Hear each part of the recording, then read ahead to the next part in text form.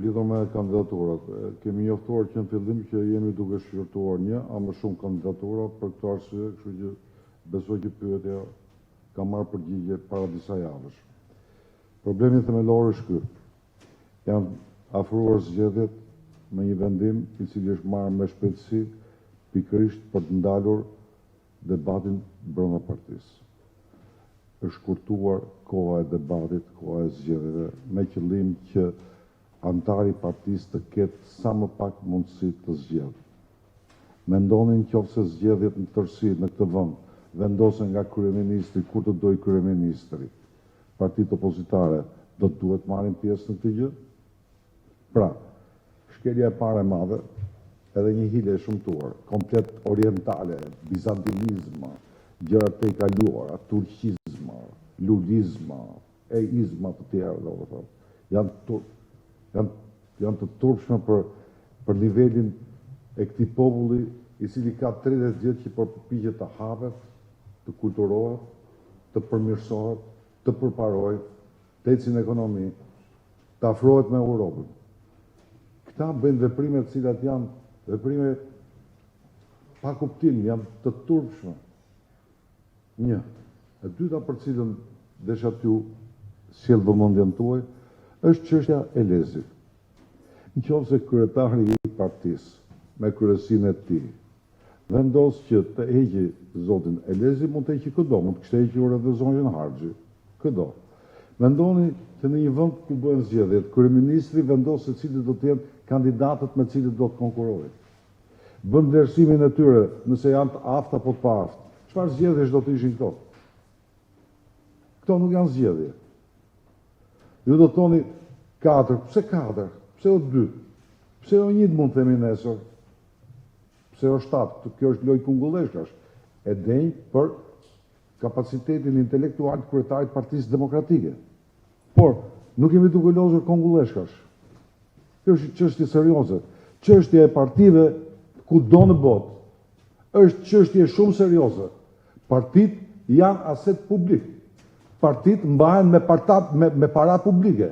Ju e dini fare mirë që partitë marrin para nga buxheti i shtetit. Ju e dini mirë që kur vinë zgjedhjet, partitë marrin para nga buxheti i shtetit. Si harxhohet ky lek i taksa paguese? Ne kemi një sistem partijak. Sistemi perëndimor është një sistem i bazuar tek partitë. Partitë janë aktorët që bëjnë të mundur konkurimin, alternativat e tjerë. Nëse kjo nuk funksionon brenda një partie, si mund të funksionojë në kjo të tërë vendin? Nëse Lul Basha i shkurton zgjedhjet, shkurton kandidatët, nuk jep listat, çfarë besimi do kemi unë nesër sikur të zgjidhet kryeministri këtu? Çfarë mund të bëjmë me zgjedhjet këtu? Ky mund të bëjë zgjedhje më keq se Edi Rama, kësaj. Ky është një problem serioz. Vim tek listat. Deklaroj që nuk japin listat se listat janë sekrete. Nuk ka lista sekrete.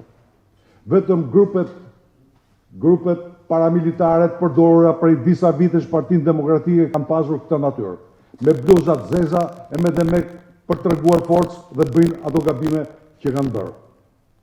Partia është e hapur, antarët e partisë janë të hapur.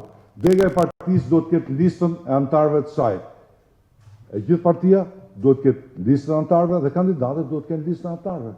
Nuk po themi për dhëna sensitive, nëse partia mban të dhëna sensitive, nuk e di çfarë lloji për antarët e saj, është një problem tjetër. Po unë besoj ato dhëna që normalisht numrin tim telefonit partia e ka, mund mos e japi, të japin listën e antarëve në mënyrë që antarët të shohin. Këtu botohen muaj përpara listat e zgjedhësve. Nëse do të themi që listat e zgjedhësve do dalin ditën e zgjedhjeve dhe shkoni shikojeni, këto janë si zgjedhjet e Edi Ramës në 2003-shin, që e kishe shtëpinë në blloke dhe votojën ndajt, e kishe të Unaza dhe votojën Berat, e kishe në kombinate dhe votojën Laç, bashkë me të tjerë. E pra, listat e antarëve të partisë, që janë listat zgjedhore të partisë, janë një detyrim, nuk janë një favor që do t'i bëhet zonjës Harxhi apo kujdo qoftë.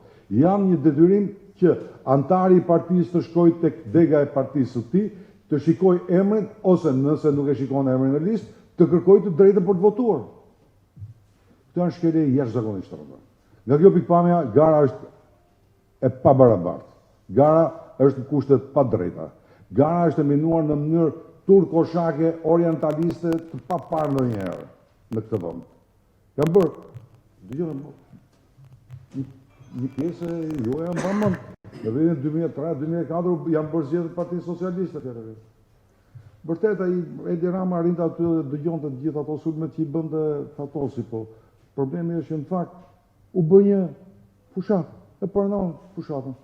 Ai e pranoi, kishte qëllimet e tij, ja mori partinë pas 2 vjetësh, është çështje tjetër. Po bën një fushat. Nuk bën fushat. E mba partinë për vete dhe bën pyetje të tij sa do të vinë. E mirë është që të vinë gjithë, sepse unë do të dëshiroj që zonjën Harxhi ta dëgjojnë edhe ata që votojnë për Lutbashën sot, se mund të binden. Po ashtu si ata që do të vinë tek zonja Harxhi të dëgjojnë edhe kryetarin e partisë, se mundet ju të ndryshojnë mendjen. Kemi një parti. Kur jemi një parti, debati bëhet aty. Të gjitha këto janë defekte shumë të rënda të këtyre zgjedhjeve, por sigurisht kjo nuk do të thotë që nuk do të marrin pjesë zërin fund. Kemi kandidatë shumë mirë dhe kjo nuk do të thotë se lufta mbaron në datë 13. Faleminderit.